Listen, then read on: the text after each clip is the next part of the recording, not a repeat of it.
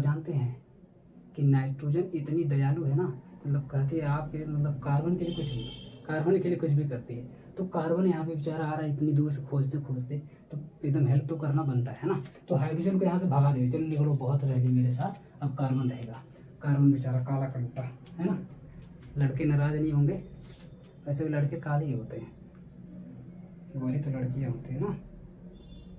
चलिए, बिल्कुल कोई नाराज नहीं होगा, आगे बढ़ते हैं।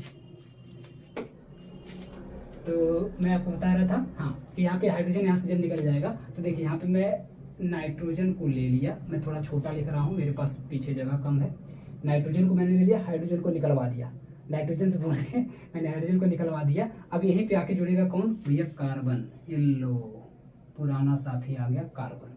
अब अच्छा इसके आगे देखिए जरा, नाइट्रोजन के आगे मान लीजिए मैंने कार्बन को जोड़ दिया, कोई बात नहीं, कार्बन और कार्बन से, अच्छा इसके आगे भी जोड़ लेते हैं। कार्बन से कौन जुड़ा है, फिर आप जानते हैं कार्बन से जुड़ा हुआ है सल्फर, और नाइट्रोजन दोनों जुड़ा हुआ है। तो सल्फर को तो आप जानते हैं, सल्फर कुछ ऐसे जुड़ा होता है डबल बॉन्ड से। ये देखिए कार्बन से सल्फर कैसे जुड़ा होता है, डबल बॉन्ड एस से जुड़ा होता है। और ये जो नाइट्रोजन है, नाइट्रोजन देखिए कार्बन से कैसे जुड़ा होता है, NH से जुड़ा होता है। तो ये वाला जो नाइट्रोजन है CNS का, NH4 तो देखिए जा चुका है, CNS में से ये जो कार्बन हो गया, सल्फर डबल बॉन्ड से जुड़ा होता है, और ये जो नाइट्रोजन होता है ये NH के फॉर्म में जुड़ा होता है। तो चलिए इसको भी जोड़ते हैं, तो ये हो जाएगा N, और H कहाँ से आएगा, यहाँ पे तो H है ही नहीं, तो यहाँ से ये जो H निकला है, यही वाला H आकर के इसके साथ यहाँ पे जुड़ जाएगा। बोलिए जय श्री राम। जुड़ा कि नहीं जुड़ा, जुड़ गया भाई साहब, ठीक है। तो इतनी कहानी CNS कैसे जुड़ा, तो CNS कैसे जुड़ा ये मैंने आपको दिखा दिया। अब इसके आगे की कहानी समझिए, इस नाइट्रोजन के आगे की कहानी। तो नाइट्रोजन के आगे की जो कहानी है वो C से R2 जुड़ा है, CH से R2 जुड़ा है। तो यहाँ पे अगर आप ध्यान से देखेंगे तो CH से कौन जुड़ा है, इधर मैं बना देता हूँ, R2 जुड़ा है। CH से कौन जुड़ा है, R2 जुड़ा है। जुड़ा है कि नहीं जुड़ा है, जुड़ा है सर। CH से कौन जुड़ा है, R2 जुड़ा है। अब इस CH से जब मैंने R2 भी बना दिया, तो इसके बाद कौन जुड़ा है, इसके बाद जुड़ा है CO। देखिए OH तो निकल गया है, इधर से OH ग्रुप जब निकल गया तो किधर क्या बचा, CO बचा। अब CO कैसे जुड़ा है, इस CH से CO कैसे जुड़ा है, तो C डबल बॉन्ड O से, मैं इसको थोड़ा ऐसे बना रहा हूँ, C डबल बॉन्ड O से जुड़ा है। और यहाँ से फिर जोड़ दीजिए NH को, क्योंकि आप जानते हैं NH का भी नाइट्रोजन 3 बॉन्ड बनाता है, एक बॉन्ड यहाँ बना था, एक बॉन्ड यहाँ बना था, एक बॉन्ड यहाँ बना लेगा, 4 बॉन्ड इसका कंप्लीट। कार्बन 4 बॉन्ड बनाता है, एक बॉन्ड यहाँ बना था, 2 बॉन्ड यहाँ बना था, एक बीच में बना लेगा, तो अपने आप 4 बॉन्ड इसका भी कंप्लीट हो जाएगा, 3 बॉन्ड इसका भी कंप्लीट हो जाएगा। मीन्स सब के सब हो जाएंगे सेटिस्फाइड। और ये देख लीजिए सेम टू सेम स्ट्रक्चर यहाँ पे बन गए कि नहीं बन गए, बिल्कुल बन गई है। इससे मत घबराइएगा, जैसा कि मैं बोल रहा था कि C डबल बॉन्ड S यहाँ भी बन सकता है और C डबल बॉन्ड O यहाँ भी बन सकता है, वही बात यहाँ पे हुई है, बस एक पलटी मार गया है, इससे कोई दिक्कत नहीं है, दोनों होना जरूरी है, बस दोनों यहाँ पे होना जरूरी है, ठीक है। तो आप देख रहे होंगे यहाँ पे बन करके आपके सामने आ गया है, क्लियर है। तो इस तरीके के कुछ यहाँ पे स्ट्रक्चर बन गई, यही है अपनी थियोडेंटाइन वाली स्ट्रक्चर। देख लीजिए सारा कुछ यहाँ पे मैच हो रहा है, एक CH से R होना चाहिए, ये देखिए CH से R है, क्लियर है। तो बताइए यहाँ तक समझ में आया कि नहीं आया, कि ये पूरा यहाँ से यहाँ तक कैसे हम लोग पहुंचे, कैसे पूरी स्ट्रक्चर बन गई। अब मैं इसको मिटा देता हूँ, यही मैं दिखाने के लिए यहाँ पे रोका हुआ था। इस स्ट्रक्चर को अब आप मिटा दीजिए।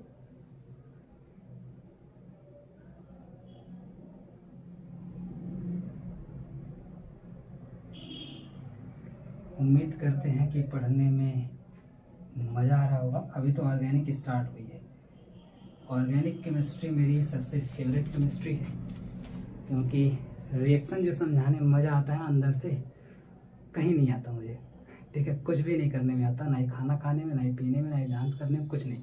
जितना मुझे मज़ा आता है ऑर्गेनिक केमिस्ट्री पढ़ाने में, तब ये थोड़ा सा आया है ऑर्गेनिक केमिस्ट्री। जहाँ पे ऑर्गेनिक केमिस्ट्री अच्छे से आएगी, जब मैं बताऊँगा, तब आप तो एकदम आसमान में उड़ेंगे एकदम केमिस्ट्री लेकर के। तो यहाँ तक मेरे ख्याल से आपको समझ में आ गया होगा। अब क्या करना है, स्टेप फर्स्ट हो गया। देखिए इसी को हम लोग बोलते हैं थियोडेंटाइन पेप्टाइड। तो यहाँ पे आप लिख लीजिएगा, ये जो यहाँ पे स्ट्रक्चर बनाया था मैं, ये था पॉलीपेप्टाइड,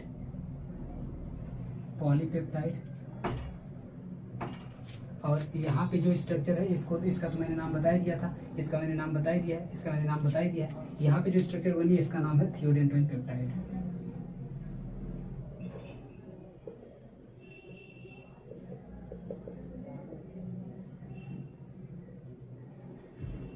यहाँ के स्ट्रक्चर का नाम है थियोडेंड्राइन पेप्टाइड। तो अब आते हैं दूसरे स्टेप पर। यहाँ से मैं ऐसे कर देता हूँ, आप लोग भी इस तरीके से नीचे बना लीजिएगा या फिर नीचे नया स्टेप भी डाल करके लिख सकते हैं। दूसरे स्टेप में क्या करवाना है कि हमको एल्कली लेना है।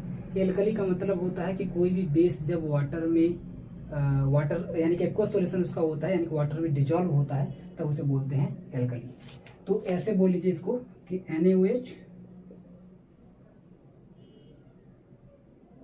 जो कि एक बेस है, इनटू में यहाँ पे कर लीजिए H2O, यानी कि ये H2O के साथ, या ऐसे चलिए मैं ऐसे कर लेता हूँ कि वाटर के साथ ये घुला हुआ है, एक्वस सॉल्यूशन बनाया हुआ है, तो ये हो जाएगा एल्कली। और ये कैसा लेना है तो कोल्ड, यानी कि ठंडा लेना है। पहले फ्रिज में जाके जमाइए इसको, इतनी गर्मी पड़ रही है, इसको पहले ठंडा करिए। इसको ठंडा कर देंगे।